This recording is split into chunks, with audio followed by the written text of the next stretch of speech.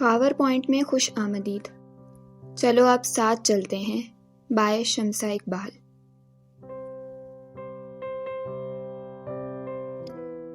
قسط نمبر 6. آہٹ پر اس نے مڑ کر دیکھا تو ہادی چند قدم دور کھڑا اسے ہی دیکھ رہا تھا. وہ چلتا ہوا اس کے پاس آ کھڑا ہوا.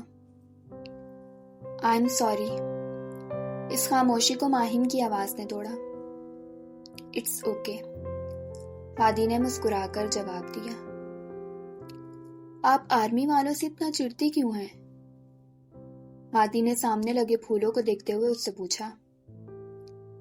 ایسا نہیں ہے، میں چڑتی نہیں ہوں. میرے پاپا ایک آرمی آفیسر تھے اور وہ میرے آئیڈیل تھے. بس ایک ڈر دل میں بیٹھ گیا ہے آرمی میں موجود خود سے جڑے لوگوں کو لے کر. حیدر بھائی کو لے کر دل ہر وقت ہولتا رہتا ہے. وہ اتنی معصومیت سے ہادی کو یہ سب بتا رہی تھی کہ اسے محسوس ہو رہا تھا جیسے کوئی بچہ کسی حادثے سے خوفزدہ ہو. ماہی، حادثے تو کسی کے ساتھ بھی ہو سکتے ہیں. ضروری نہیں کہ ان حادثوں کا تعلق آرمی سے ہو. یا اس کا مطلب یہ نہیں کہ حادثے صرف آرمی فیملیز کے ساتھ ہی پیش آ سکتے ہیں. ہادی نے نرمی سے اسے سمجھایا. حیدر نے اسے ماہین کے اس ڈر کے متعلق بتایا تھا. اسے اندازہ نہیں تھا کہ یہ خوف اس کے دل میں بہت اندر تک اپنی جڑیں پھیلا چکا ہے. ایک آفیسر کی فیملی کو ایک آرمی آفیسر کی فیملی ہونے پر فخر ہوتا ہے ماہی. ہادی نے ماہین کے لیے حیدر کے منہ سے ہمیشہ ماہی کا لفظ ہی سنا تھا، اس لیے وہ اسے ماہی ہی کہہ رہا تھا. یتیم کہلانا کسی کے لیے قابل فخر بات نہیں ہوتی میجر ہادی، مگر ایک شہید کی بیٹی کہلانا بہت فخر کی بات ہوتی ہے ماہی. میں ایک لمحے کے لیے بھی انہیں بھول نہیں پاتی. ہمیشہ ان کی ضرورت محسوس ہوتی ہے، ہر پل ہر لمحہ. تم سے زیادہ اس ملک کو ان کی ضرورت تھی، تبھی تو اللہ نے انہیں شہادت کا رتبہ دے دیا. اور اللہ تو بہتر نہیں بہترین فیصلے کرتا ہے نا. وہ اس کا خوف دور کرنے کی کوشش کر رہا تھا. مجھے پاپا بہت یاد آتے ہیں. آپ نہیں جانتے، جب پاکستانی پرچم لا کر مما کے ہاتھ میں تھمایا گیا تھا تو مجھے اس پرچم سے خوف محسوس ہوا تھا. وہ آنکھیں بند کیے دکھ سے ان لمحوں کو یاد کر رہی تھی. یہی جھنڈا جب ان کے سینے پر سجا ہوتا تھا تو ان کے لیے فخر کا باعث تھا. مجھے حیدر بھائی کے لیے بھی ڈر لگتا ہے. اللہ نہ کرے پاپا کی طرح وہ بھی. اس نے دکھ کی شدت سے آنکھیں میچ لی. آرمی والے اللہ کی رضا کے لیے رائے حق میں لڑتے ہیں تو ان کی حفاظت بھی اللہ خود ہی کرتے ہیں. وہ نرمی سے اسے قائل کر رہا تھا. جو بھی ہے میرا دل ڈرتا ہے، بھائی کے لیے، اب ساتھ کے لیے بھی. ذیشان صاحب جانے کب وہاں آ کھڑے ہوئے تھے. وہ اس کی بات سن کر مسکراتے ہوئے آگے بڑھے. جانتی ہو، والدین کے لیے بہت فخر کی بات ہوتی ہے اگر ان کے بچے آرمی میں ہوں. انہوں نے نرمی سے اس کے سر پر ہاتھ پھیرا. وہ لمس ماہین کو بالکل اپنے پاپا کے لمس جیسا لگا. وہ ان کے سینے سے جا لگی. خاکی وردی پہنے جان کی بازی لگانے کو تیار کھڑے بیٹے ایک باپ کی وہ طاقت ہوتے ہیں جس کا مقابلہ دنیا کی کوئی طاقت نہیں کر سکتی. وہ اسے ساتھ لگائے اس کا خوف زائل کرنے کی کوشش کر رہے تھے. میری میجر جنرل ذیشان کی زندگی کا سب سے یادگار لمحہ تھا جب میرے دونوں بیٹے سعد اور ہادی یونیفارم میں مربوط سینے پر پاکستانی جھنڈا سجائے میرے سامنے کھڑے تھے. وہ مسکراتے ہوئے ان لمحوں کی خوبصورتی میں کھو گئے. میں ذرا منظر سے غائب کیا ہوا، لوگوں نے رقیبوں سے دوستی کر لی. سعد کی آواز پر سب نے اسے مڑ کر دیکھا. وہ آئس کریم پیک ہاتھ میں پکڑے کھڑا تھا. مگر آپ لوگ جتنا مرضی ٹرائی کر لیں، میں آپ لوگوں سے امپریس نہیں ہوں گی کیونکہ یہ میری پارٹی سے ہیں، اینٹی فوجی پارٹی سے. سعد مسکراتے ہوئے ہادی اور ذیشان صاحب کو چڑھا رہا تھا۔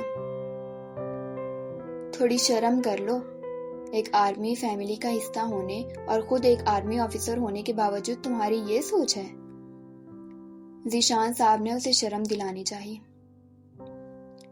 پاپا اس کی باتوں میں مت آئیں، یہ ویسے تو بہت کچھ بولتا ہے مگر اصل میں یہ ایک ذمہ دار آرمی آفیسر ہے جو اپنی ڈیوٹی کے معاملے میں کبھی کوتاہی نہیں کرتا، آپ اسے ڈانٹے مت۔ ہادی نے ان کی بات پر فوراً سعد کی حمایت کی۔ ایک منٹ بھائی، آپ نے کیا کہا ہے؟ میں نے ٹھیک سے سنا نہیں، پھر سے کہیں ایک بار۔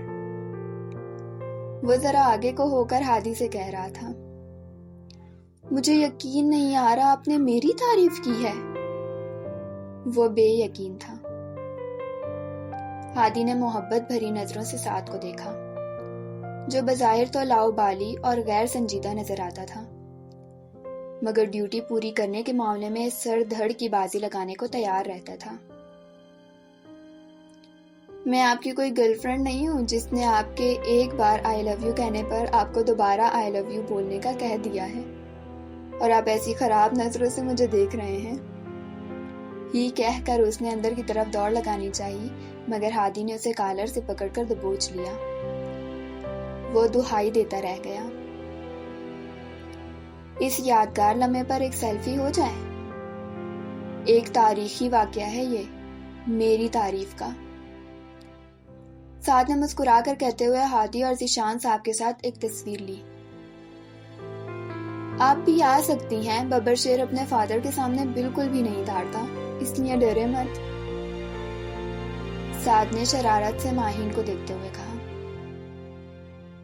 وہ چلتی ہوئی آ کر ذیشان صاحب کے ساتھ آ کھڑی ہوئی، کیمرے کی آنکھ نے ان مسکراتے لمحوں کو قید کر لیا۔ برخوردار، تم اپنی حرکتیں درست کر لو اور ذرا سنجیدہ ہو جاؤ۔ ذیشان صاحب نے سعد کو ہادی کے ساتھ الجھتے دیکھ کر اسے کہا،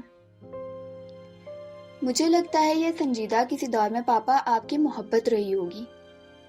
اب آپ اتنی ہی محبت مجھ سے کرتے ہیں، اس لیے ہر وقت مجھے سنجیدہ ہونے کے مشورے دیتے رہتے ہیں۔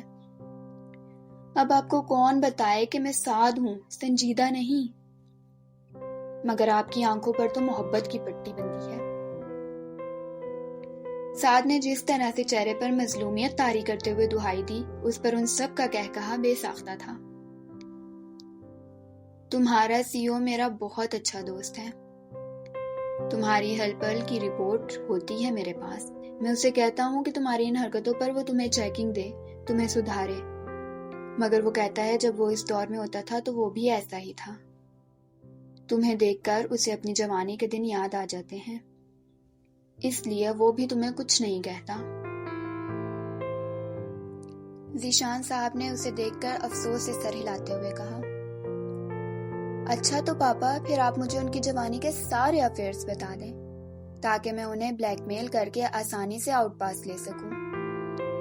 اس کی اس بات پر ماہین مسکرا دی۔ مسکراتی رہا کریں، آپ مسکراتے ہوئے اچھی لگتی ہیں۔ ہادی نے ذیشان صاحب کے جانے کے بعد دھیرے سے ماہین سے کہا، یہ تو اچھی لگتی ہیں مگر یہ بات مت بھولیں کہ انہیں آپ کڑوے کریلے لگتے ہیں، اس لیے تعریف کر کے امپریس کرنے کی کوشش مت کریں، یہ کوشش بیکار جائے گی۔ سعد ماہین کو لے کر آگے بڑھ گیا۔ آگے بڑھتے ہوئے ماہین نے پلٹ کر دیکھا، ہادی لان میں کھڑا اسے ہی دیکھ رہا تھا۔ ماہی آپی، سعد نے فوراً اس کی یہ حرکت نوٹ کی۔ کہیں آپ بھی تو امپریس نہیں ہو گئی ہیں ہادی بائی سے؟ اتنی دیر تو نہیں ہوئی مجھے باہر گئے ہوئے۔ سعد نے اسے گھورتے ہوئے پوچھا۔ ان سے کوئی بھی امپریس نہیں ہوتا، وہ سب کو خود ہی امپریس کر لیتے ہیں، اس لیے جیلس مت ہو۔ ماہین کی بات پر وہ پورا اس کی جانب گھوم گیا۔ یعنی کہ آپ بھی؟ وہ صدمے سے کہہ رہا تھا۔ تم زیادہ ہینڈسم ہو، رینک کم ہے تو کیا ہوا، میں ان سے زیادہ تم سے امپریس ہوئی ہوں، ڈونٹ وری۔ آرمی آفیسر ہوتے ہوئے بھی اتنے زندہ دل ہو۔ اس نے مسکرا کے سعد کے سر پر چپت لگائی۔ اور اس کے ساتھ اندر کو بڑھ گئی۔